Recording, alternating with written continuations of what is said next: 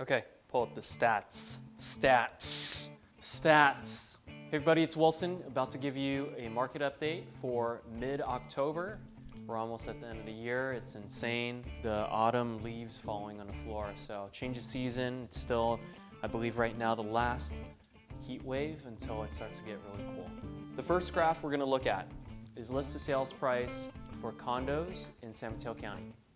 What you'll see is there continues to show a tapering in terms of listed sales price going on a downward trend for the last 2 months. Also, what you'll see is there's an increasing days on market on average that we're starting to see as a part of that trend as well for condos. The second graph you'll see is for single family residences throughout the whole county.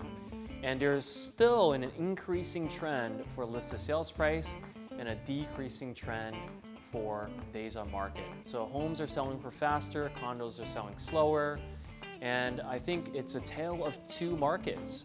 The markets are not necessarily geographic location.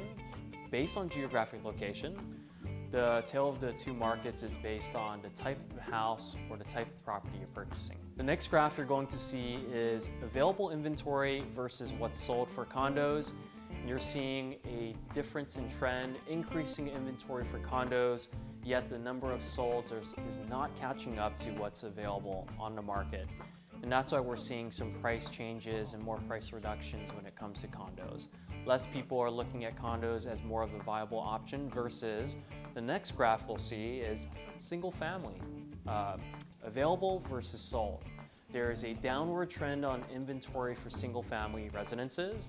And of course, the purchases are maintained, which suggests that it's still going very strong. Next, you'll see overall sales prices in San Mateo County for the whole year.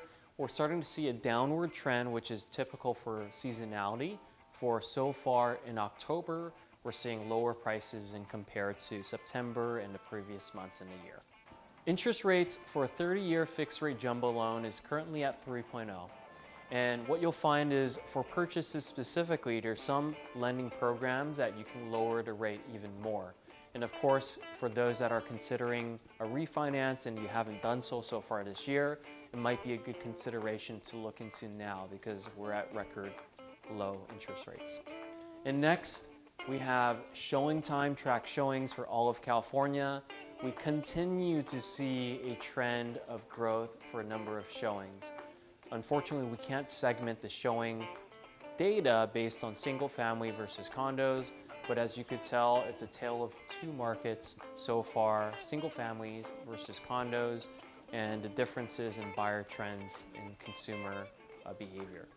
On another note, I noticed yesterday on SFGate/SF Chronicle, we saw that Google is actually leasing a huge space in San Francisco, and it looks like they're acquiring another 42,000 commercial office space in the heart of the city.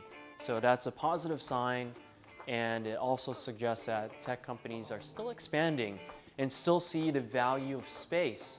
As much as the pandemic has shown, a lot of companies are encouraging work from home for an indefinite period of time. On another positive note as well, San Francisco County has entered a yellow tier in terms of COVID growth and decline, and shops are going to be opening next week, October 27th, of course with new restrictions, but overall positive sign for the city, and super happy to hear and see that as it looks like people are obviously doing their duty and wearing masks and not having events. And that's encouraging to see since it's going to be helpful for all these businesses and all the people in San Francisco. And hopefully that ripples throughout the whole Bay Area as well.